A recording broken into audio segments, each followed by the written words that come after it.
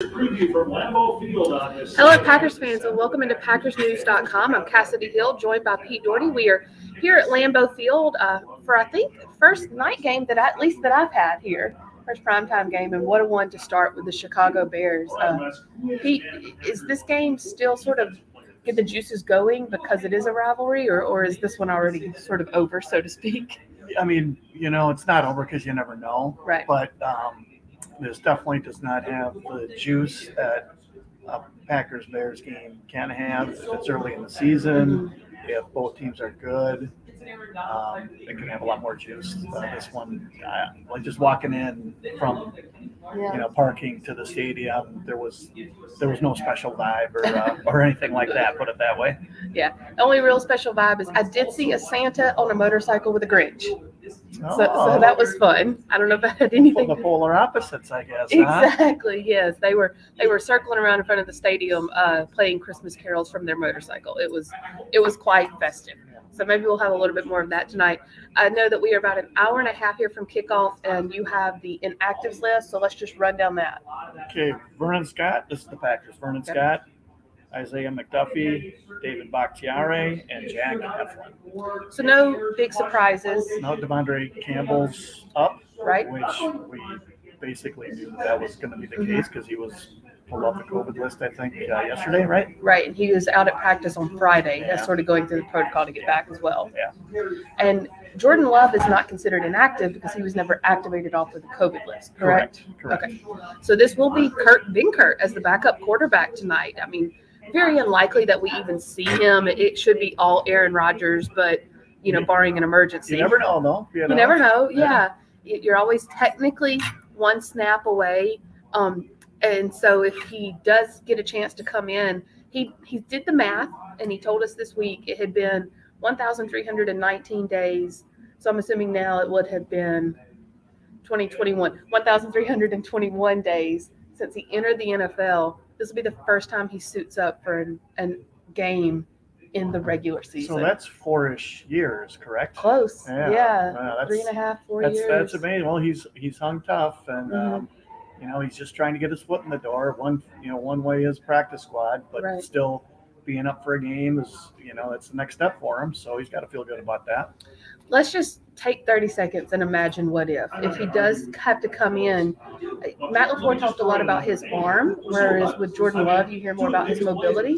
So would Kurt Benkert be more in line of running the same offense there that Aaron Rodgers does? Does that make sense? Yeah, just watching them in camp, I mean, Benkert's arm was okay. I think Love has a better arm. But, if you're talking about a guy who's on the practice squad, and Benkert's pretty mobile, too. He likes to, he's got some swashbuckle to him, and he likes to make plays outside the pocket. He's got a little juice to him that way. He just doesn't have the overall all the talent that obviously Rodgers or even Love has. I like swashbuckling as a verb. I'm gonna use that. We do have a couple. Go ahead. We're making up language here as we go. Shakespeare made up words all the time, so you're in good company. So we do have a couple of questions. Let's go here. Oh, that's not the one I meant to pop up. Sorry.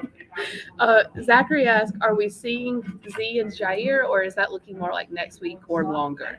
Yeah, neither one's on the roster yet, so it's going to be at least one more week.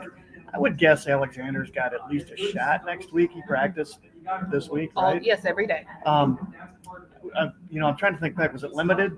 I have to think it was probably limited. I think he was technically listed as limited. In the open viewing portions where media was allowed there, he was fully participating in every DB drill that we saw. So from what I think whether you're limited or full depends on how many team snaps you're taking.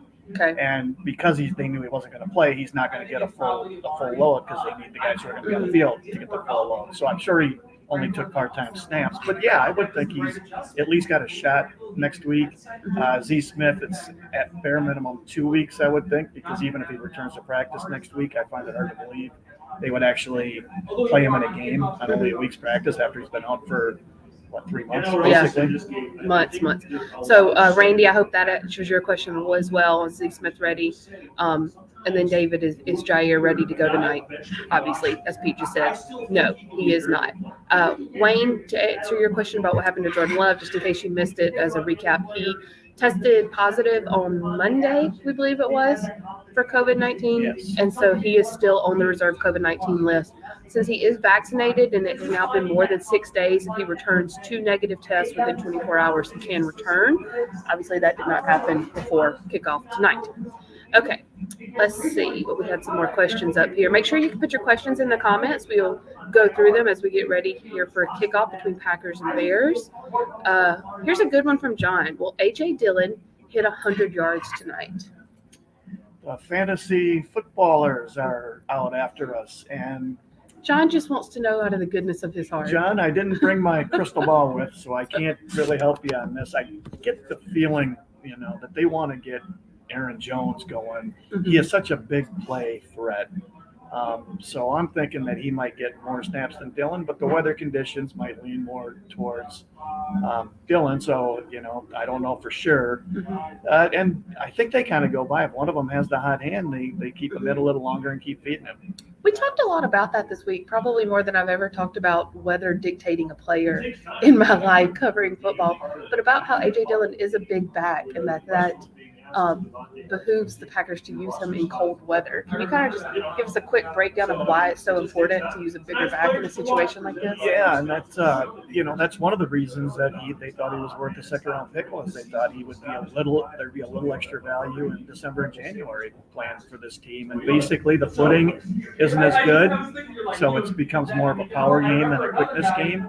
And in the bad weather and the cold, I can remember Brandon Jacobs of the New York Giants in the 2011 divisional round, I think it was. I think it was that game. I don't think it was a 7 championship game. It was a bitter cold day. Maybe it was a 2000 championship. Bitter cold day.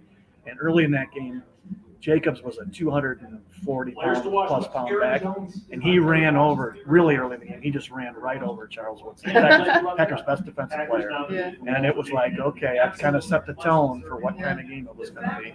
Yeah, and maybe we see that tonight, especially when no Khalil Mack. You can sort of get to the edge a little bit easier. Yeah, and no Akeem Hicks. That's their two best guys on defense. That's makes life really tough for the Chicago Bears. Right, and David just asked, who was out on the defensive side of the Chicago Bears tonight. So no Hicks, obviously no Mack. He's out for the season. I'm trying to think of who else was on their inactive list. That's their two best guys. Right, that's their two most important guys. Yeah. That's a really big blow. Just to think of taking not just Darius Smith off, but Kenny Clark off. Right. That's a big blow. Which felt like the Packers were doing that at times this season with all their different injuries. Nick asked, will they be putting Adams in the slot now with Cobb out? I think some, yeah. It sounds like, though, the plan is to play everybody there. St. Brown can play some there. Uh-huh. Lazard has played some slot. So I think, they're going to mix and match, and that's one of the things they like to do with Adams so that he's not always lining up in the same place. They like to move him around, including in the slot, just to keep the defense guessing and to make it a little harder to identify where he is and to get into their coverages. What about Amari Rogers? Yeah, I would. You would think, except that when LaFleur was asked about it, he made it sound like it was going to be more of the other guys. Mm-hmm. There have been injuries at receiver earlier this year, and Rogers couldn't get on the field. So, but this should be his chance. At least the door, could be open to him, and. Maybe they'll give him a few snaps and he'll make a play or two and get some more snaps. Or maybe they won't put him out there at all. And, rotate everyone else. I've been waiting all year for him to play the guy, and it hasn't happened yet. You, me, and him, and the Pope, and everyone. Yeah. Rick asked, is there any history, Pete, I feel like you would know better with this, is there any history of Green Bay not winning games after a bye week? As far as I think LaFleur's record, I'm not sure if he might be 0-2. So, yeah, there is a history. Although, yeah, not great. No, it's not. So, but who knows the reasons? Who knows the reasons why? It's such a small sample. It couldn't easily be coincidental. And it does become a slightly more important. I don't feel like the division out of hand or anything, but the Vikings did beat the Steelers on Thursday night. It does become slightly more important to stay. They're currently what, 4.5, 5 games ahead. I'm trying to think. It's somewhere right around there, but still, we do have a few different predictions coming in. Randy says 33-12. Matthew says 30-14. And then there were some other predictions. Let's see, 33-12 as well. Pete, what was your prediction that showed up in the paper today? 30 to 17, 31, I said, that's 17. what I said, We were 17. you and I were really close. Yeah. Everybody else had a little bit bigger differential, and it could be a blowout. It could get It ugly. could. I don't think it's going to be as big of a blowout as people are imagining. That's why I went 31-17, I think which is still a 2-score game. it is, and it could be a late score by Chicago Right. to make it cosmetically better. But Fields is I think the Bears have a better chance to score. I mean, I watched their game last Sunday, and it was brutal, with Andy Dalton at quarterback. It was just a struggle just to get a first down. Yeah. John asked, Kevin King is active tonight. Will he play over Douglas and/or the Rook? I'm thinking that. I would guess they would rotate him in, and Excuse me. I will be curious to see if they play him in the slot, which is what they were going to do a month ago before he got hurt, or how many weeks ago that was. See if they'll give any snaps in there, but I don't know I don't see how you take Douglas off the field very often with how he's played up to now. He's done nothing to make you think he should be taken off the field, and everything to make you think he should be left out there. Yes. No offense to Kevin King, but Russell Douglas has yet to give the coaches a reason to pull him. David with a really good and interesting question. What are the field conditions for tonight's game? I mean, we haven't been down there. No, but. and I haven't been in the press box to look at it yet, but it's funny. I was watching the Bears last week, and their field just looked awful. Mm-hmm. That strip down the middle, which is how Lambeau used to look. They'd resod between the hash marks, sometime in November or December, and the Bears obviously did that. They don't have to do that here anymore. They finally figured out how to handle, how to work with the turf that they have and the weather that they have to keep it covered. They have the growing lights on at night, a couple nights a week at least. Yes, and this week especially because there was a snowstorm over the weekend. They had a tarp over it with heated fans underneath it. Yeah, it was really, really cool. Yeah. And I was talking to someone this weekend who has a friend on the field staff, and he was talking about how much they've evolved in being able to take care of it. Aaron Rodgers himself pointed that out a couple of weeks ago, sort of unprompted. Gave props to the field staff and the advancements they've made over the past 10 years. It was a problem 10 years ago. It was the field would get really slippery at this time of year, and it's been much better the last couple of seasons. They've got it down to a science as far as how to handle the grass. Yeah, it is a science. David saying they just said Campbell is activated for tonight. Yes, and if you go back and watch the beginning of this video as well, Pete talked about Devondre Campbell being out there tonight and him being active. We've had a couple of different questions about Josiah. We're going to pop up Doug's here. Isn't it time for Josiah DeGara to shine? The door's open. A lot of snaps there, and he did play last against the Rams. He had the most snaps at tight end out of all the tight ends. I think that's the first time since he's been with the team that's been the case. It's a little different offense with him there. He's not as tall and fast as Tunyon. He can line up at fullback though, so they can move him around more H-back.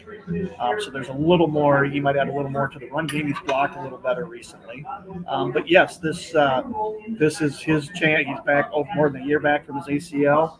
The door is open for him to make a difference. Third round pick. They need him. They could really use him to be a pretty decent player. Yeah, exactly. Like I said, we're about an hour and 10 minutes away from kickoff now. I know that Tom Silverstein and Leroy Butler are getting ready to go live as well, so we're going to send you over to them. Thank you so much for joining Pete and I for the Packers News pregame. Stay tuned to PackersNews.com all night for complete coverage as the Packers get ready to take on the Chicago Bears.